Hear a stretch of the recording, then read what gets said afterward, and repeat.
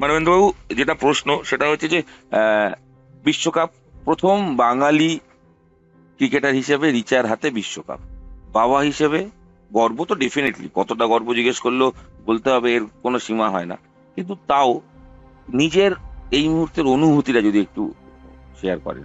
মানে এখন সত্যি কথা, এখনো আমি শকে আছি। হ্যাঁ, কারণ মানে একটা টান টান উত্তেজনার মধ্যে এতদিন ছিলাম, কিন্তু একটা জিনিস আমাদের মধ্যে সবসময় একটা ওরাই কিন্তু ভরসা এনেছিল, বিশ্বাসটা ওরাই এনেছিল যে ওরা পারে। এবং বিগত দিনে যে ম্যাচগুলো হয়েছিল আর কি বড় বড় টিমের সাথে, তাতে তাদেরকে অনেক কঠিন লড়াই করে কিছু ম্যাচ হেরেছে, কিছু ম্যাচ জিতেছে। তো বিশ্বাসটা ওরা এনেছে যে হ্যাঁ, আমাদের স্বপ্ন দেখাতে শুরু করেছে ওরা। আর গতকাল সেই স্বপ্নটা পূর্ণ ওরাই করলো।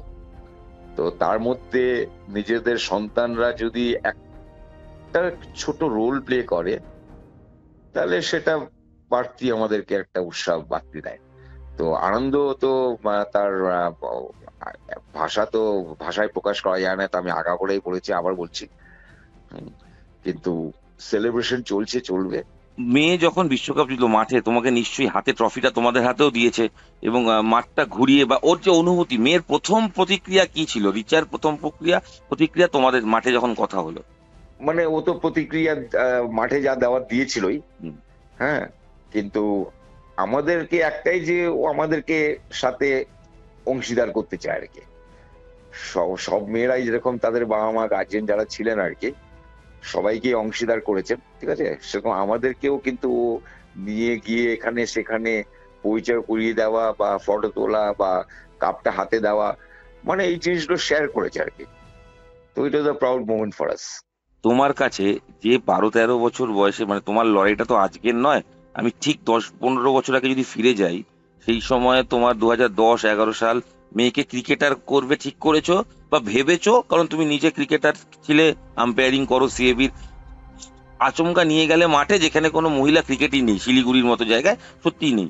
সেই লড়াইটা আজকে কতটা মনে পড়ছে একটু বলবে, সেই সেই জার্নিটা একটু যদি ছোট করে বলো। তখন এখন ভাবলে হয়তো এটা এখন ভাবি যে আহ, হয়তো আমি আর পারবো না। হ্যাঁ, কারণ সত্যি খুব কঠিন অবস্থার মধ্যে দিয়ে যেতে হয়েছিল। কারণ এখন যাও কমিউনিকেশন অনেক ভালো, বড় বড় বাস বেরিয়েছে, ভলভো বাস বাস এগুলো বেরিয়েছে শিলিগুড়ি টু কলকাতা রুটে।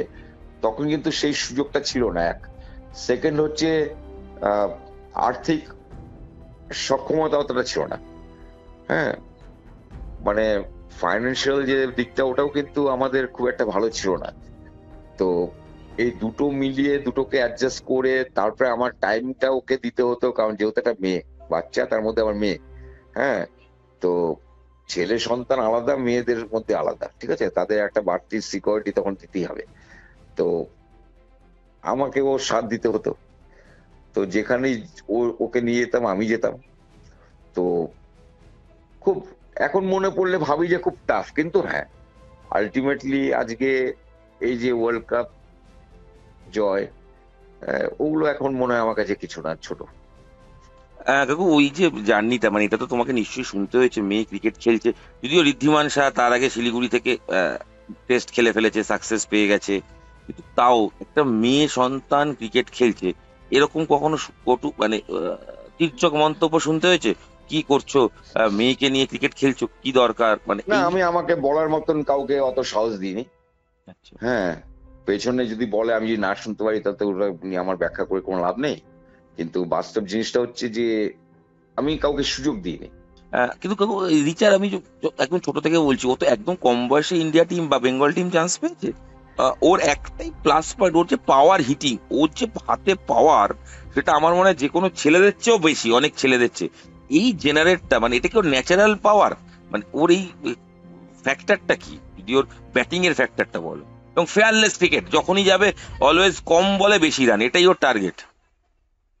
না, এটা বললাম না, ডিস্ট্রিক্ট লেভেলে কি, ডিস্ট্রিক্ট লেভেল থেকে কিন্তু এই জিনিসটা ওর মধ্যে ছিল। হ্যাঁ, প্রথমে যখন একদম বাচ্চা ছিল, তখন তো ওর হাতে জোর ছিল না। হ্যাঁ, এ সাধারণ কথা, ঠিক আছে। একদম 8 বছর 9 বছর বয়স, 10 বছর বয়স, তখন থেকে ও কিন্তু ওই গ্যাপ দিয়ে খেলতো এবং ওপেন ব্যাটসম্যান হিসেবে নামতো শিলিগুড়ি টিম হয়ে, এবং বিভিন্ন ডিস্ট্রিক্টের সাথে কিন্তু ওপেন করতো, কিন্তু কোনোদিন আউট হয়নি। হ্যাঁ, তো পেপারে মাঝে মাঝে এটাও লিখতো যে এখনো অপরাজিত। তো যাই হোক, ও আস্তে আস্তে যখন বড় হলো, যখন তারপরে বড় বড় ছয় মারতে শুরু করলো, দেখলাম। যে মাও তো রয়েছে মেয়ের সাথে, নিশ্চয়ই বিশ্বকাপ জয়ের পরে প্রিয় খাবার কিছু খেতে চেয়েছে, বা মাকে বলেছে বা বাবাকে বলেছে বাবা এটা করে দাও বা এটা করো। কারণ ওকে তো আমরা একদম ছোট থেকে শিশু, মানে ছোট্ট শিশু রিচাকে দেখেছি, আজকে দেশের গর্ব, 150 কোটির। কি বললো মা, কি খেতে চাইলো বা কি বললো তোমাদের? না না, ও এখন খুব রেস্ট্রিকশন আছে। হ্যাঁ, তো এখন সত্যি কথা এটাই যে আমি ওকে রেস্ট্রিকশন থেকে বের করে অন্তত একদিন দুদিন ওকে ফ্রাইড রাইস খাওয়াবো, যেটা ওর প্রিয় ছিল আগে শুধু ফ্রাইড রাইস? বাড়িতে গেলে। হ্যাঁ শুধু ফ্রাইড রাইস, হ্যাঁ, ওটাই ওর প্রিয়। সঙ্গে কিছু না? মার রান্না, সাথে? মানে মার হাতে ফ্রাইড রাইস, ওটাই ওর প্রিয়। আর সাথে কিছু মাংস বা না, আলুর দম? ওগুলো ওগুলো সাইড ডিশ ওর, মানে হলেও ভালো, না হলেও অতটা দরকার হয় না, কিন্তু ওই ফ্রাইড রাইসটা লাগে। কিন্তু প্লেন ফ্রাইড রাইস? একদম একদম। তাই মা করে দেবে? হ্যাঁ, এটা তুমি মায়ের হাতে ওটা। খাওয়াবে? এটা কি মুম্বাইতে রান্না করছো নাকি? না না না না, বাড়িতে গেলে, এখানে না, এখানে ও সবের কোনো জায়গায় করবো না। আচ্ছা। বাড়িতে গেলে ওটাই, আর ও খাইতে চাইবে না হয়তো, কিন্তু জোর করে ওটাই খাওয়াবো, একটা দিন হলেও খাওয়াবো, এটাই প্ল্যান। মানে রেস্ট্রিকশন থেকে বের করতে হবে একদিনের জন্য। ঠিক। কঠোর একটা পরিশ্রম তো করছিল, মানে মাসের পর মাস। এবং একটা জিনিস সেটা হচ্ছে যে ওর এই মানে তুমি কি উপহারের হিসেবে কি ভেবেছো, কি দেবে? না, মেয়ে তোমার বিশ্বকাপ উপহার দিয়েছে ডেফিনেটলি, তোমাকে না গোটা দেশকে দিয়েছে।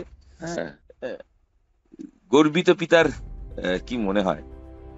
মানে সত্যি কথা কি, আমি মাঝে মাঝে ভাবি ওকে উপর দেওয়ার মতন আমার কিছু নেই কিন্তু। হ্যাঁ, তো এই মুহূর্তে আমি ওর মাইন্ডসেটটাকে আগে ঠিক করবো, যে ওর অ্যাকচুয়ালি চাহিদাটা কি আছে না, হুম, যে হয়তো একটা ছোট্ট একটা ফুল, সেটাই কিন্তু অনেক বড় একটা বড় গাছের থেকে। হুম, হ্যাঁ, ওই ফুলটা লাগবে, গাছটা লাগবে না। এখন সেটা ব্যাখ্যাটা বের করতে ওর কাছ থেকে, এখনো ওগুলো করিনি। কারণ সত্যি কথা হচ্ছে এটাই যে আমরা এতদিন ধরে খুব টেনসড আপ ছিলাম, হুম। বিশ্বকাপ সামনে, বিশ্বকাপ খেলতে হবে, কি করে খেলবে। কেন ওর সাথে এগুলো নিয়ে কিন্তু আমি কোনো আলোচনা করতাম না, ঘরোয়া কথাবার্তা হতো। যেদিন ফাইনাল, মানে সেমিফাইনাল জিতলো, সেদিনও ওর সাথে আলোচনা হলো ইন্টেরিয়ার্স কি করে করা হচ্ছে কাজ, সেগুলো অনলাইনে ও আবার ফটো পাঠাতে বললো, সেগুলো আবার দেখলো। আচ্ছা, বাড়ির কাজেরও খবর নিচ্ছিল? এইসবই কিন্তু ওর না, মানে, বাড়ির কাজেরও খবর নিচ্ছিল যে হ্যাঁ, বাড়িতে? আচ্ছা। এগুলো নিয়েই চলছে। মানে ওর সাথে ক্রিকেট নিয়ে বেশি আলোচনা কোনদিন আমরা করি না। ঠিক। হ্যাঁ, কারণ সেই এক্সপার্টস অনেক আছে, যেমন ম্যাকো স্যার আছে, কথা বলছে, হ্যাঁ। ম্যাকো স্যার ওর সাথে কথা বলছে, XYZ কথা বলছে, ইন্ডিয়ার কোচ কথা বলছে। তো মাঝে যদি আমিও বলি, এটা মানে হয় না এটা। ঠিক। না, যার জন্য আমি চাই যে কিছুটা হলেও ওকে একটু ফ্রি হ্যান্ড দেওয়া, এবং ব্যবস্থা করা, মানে রিচা তুমিও মেয়ে রেডি হও। হিসেবে কিরকম, মানে আমি তো জানি, তাও তোমাকে জিজ্ঞেস করছি একটু অফিসিয়ালি, মেয়ে হিসেবে কিরকম? মানে আমি জানি ও একটু একটু জেদি, না একটু না সেলফ, না না নিজের মতো না থাকে। না না না না না না, ও সবার সাথে মিশতে চায়। হ্যাঁ। হ্যাঁ, কিন্তু যাই হোক, হ্যাঁ, এগুলো মানে আহ, সবার সাথে মিশতে চায়। হ্যাঁ, এবার সবাই যদি ওর সাথে না মেশে, ও তো করার কিছু থাকে না না। না, সেটা বলছি না, আমি বলতে চাইছি ওর এই যে হয় না যে একটা নিজের মধ্যে নিজেকে সারাক্ষণ নিজেকে নিয়ে ভাবছে, একটা হয় না অন্যরকম, ওর একটা চাপা জেদ আছে যে যেটা করবো তো করেই দেখাবো। হ্যাঁ হ্যাঁ, এইটা আছে, এইটা আছে, এটা তো দেখছি, ছোট থেকে দেখছি এইটা না। আছে, কিন্তু ও ওটা বুঝতেও দেয় না, Yes. ও অ্যাকশনে দেখায় ওটা। আমার মনে হয় পার্সোনালি দীপ্তির সঙ্গে ওর ওই যে থাকা সিএবি রিলেটেড, এতে মানে বাংলায় এটা অনেক হেল্প করেছে আমার, কোনটা? এটা দীপ্তির সঙ্গে এই সিএবির হয়ে একসঙ্গে খেলাটা, এটা ওকে অনেক মোটিভেট করেছে। মানে দীপ্তি তখন অলরেডি ওয়ার্ল্ড কাপ খেলে ফেলেছে, তাই না? দীপ্তির না, সঙ্গে। ওটা তো একটা বড় ফ্যাক্টর প্লে করেছে, কিন্তু বাস্তব জিনিসটা কিন্তু আবার আরেকটা কথা আমি বলি, যেটা আমি ফলো করেছি। বলো। দীপ্তিকে বললে হবে, দীপ্তি হয়তো বরঞ্চ ওর কাছ থেকে অ্যাডভাইস দেয়। তাই? হ্যাঁ, আচ্ছা। না না, আমি সিরিয়াসলি বলছি কিন্তু, হ্যাঁ, ঠিক আছে, না না, হ্যাঁ, এটা কেন কিন্তু তুমি কিন্তু সিরিয়াসলি? দেখে নিও এমনি, কেন মাঠে দেখবে ও কিন্তু দীপ্তিকে অ্যাডভাইস করে। ও They কিপার are good সবচেয়ে player, বেটার দেখতে খুব পাচ্ছে। বড় ভালো পার্টনার হয়েছে কিন্তু ওরা। এটাই আমি সেটাই বলছি, আমি এই পার্টনারশিপটা, আরে আমি তো দেখেছি যখন কারণ লক্ষ্মীর যখন দীপ্তি একাডেমি আমাদের এখানে, প্র্যাকটিস করতো। দীপ্তি যখন আমাদের এখানে খেলতো, yes. She was a star, already star. She was a star, ঠিক আছে। আচ্ছা, ঝুলন ম্যামের তো কথা হচ্ছে না, হুম। উনি তো আলাদা জগতের, হুম হুম ঠিক আছে। আচ্ছা, তো ওই টাইমে দীপ্তি হচ্ছে স্টার, বড় মাপের স্টার, ঠিক আছে। একদম। এইবার রিচা তখন হচ্ছে বাচ্চা মেয়ে। আমার মনে আছে ঝুলন ম্যাম ওকে যে বছর একটা আপকামিং পুরস্কার দিল, হুম। সে বাডিং ক্রিকেটার্স কি একটা টুর্নামেন্ট CAB তে হয়েছিল, পেয়েছিল। ওখানে পেয়েছিল। হ্যাঁ, সেই বছরই কিন্তু T20 সিনিয়র বেঙ্গল হয়ে ও আর ঝুলন ম্যাম একসাথে খেললো। ব্যাস মনে আছে আমার, এটা আমার ঝুলন্দি নিজে বলেছিল। ওই মেয়েটার মধ্যে দেখিস, ওই মেয়েটা একটা ছটপটা নিয়ে আছে, এবং মারে যেটা বড় মারে। আমার হ্যাঁ, ঝুলন্দির আর এখনো মনে আছে, বলেছিল আমার। আর দীপ্তি ছিল হচ্ছে সুপারস্টার ওই টাইমে, একদম অলরেডি ওয়ার্ল্ড কাপ খেলে ফেলেছে। ঠিক আছে। আচ্ছা, এবার দীপ্তি যখন আমাদের বেঙ্গল স্কোয়াডে ঢুকলো, ও কিন্তু বিরাট পাওয়ার নিয়ে এসছে, কিন্তু হুম। ও কিন্তু বেঙ্গল টিমকে একাই টানতো, একদম। ঠিক আছে। তো ও যখন ঢুকলো তখন তো রিচা বাচ্চা মেয়ে, হুম, মানে কম্বিনেশনটা নেই অতটা, হুম। কিন্তু খেলতে খেলতে ওরা দুজন এত ক্লোজ হয়ে গেল, হ্যাঁ, যে দুজন দুজনকে কিন্তু মোটিভেট করতো। ঠিক। একসাথে প্র্যাকটিস করতো দিনের পর দিন, দেখেছি। একদম একদম, আর মনে নেই, খুব ক্লোজ সে হয়ে গেছিল। দুজন মিলে ট্যাক্সি করে সে প্র্যাকটিস করতো, ইডেনে দেখা হতো। হ্যাঁ হ্যাঁ হ্যাঁ, একা একা আর দুজনকে প্র্যাকটিস করতো। হ্যাঁ, আর দুজন কিন্তু খুব এক টাইপের হয়ে গেল, মানে কি বলবো, মানে ওই হরিহর বন্ডিংটা খুব আত্মা, ভালো হয়েছিল। হরিহর আত্মা মতো। হ্যাঁ, আর তখন, হ্যাঁ তখন অনেকটা দীপ্তির এটা প্রেজেন্সটা ওকে হেল্প করেছে। ঠিক। সাথে অফকোর্স যেটা বললাম, চরণজিৎ স্যার, ঠিক। তারপর ম্যাকো স্যার, ঠিক। হ্যাঁ সিএবি তে, হ্যাঁ ইডেন গার্ডেন্স এ হয়তো ফোন করলো যে আমি আজকে এখানে প্র্যাকটিস যাবো, ফিটনেসে যাবো। হ্যাঁ, সঙ্গে সঙ্গে আমার ব্যবস্থা মনে করা। আছে, হ্যাঁ সকালে চলে গেল ওখানে, ওখান থেকে ফোন করলো চরণজিৎ স্যারকে, স্যার কোথায় তুমি, বললো এখানে, বলে আমি যাবো, বলে আয়, চলে গেল এনআরএস, এলআরএস, ঠিক আছে। এলআরএস দিনের পর দিন লক্ষ্মীর একাডেমিতে করেছে।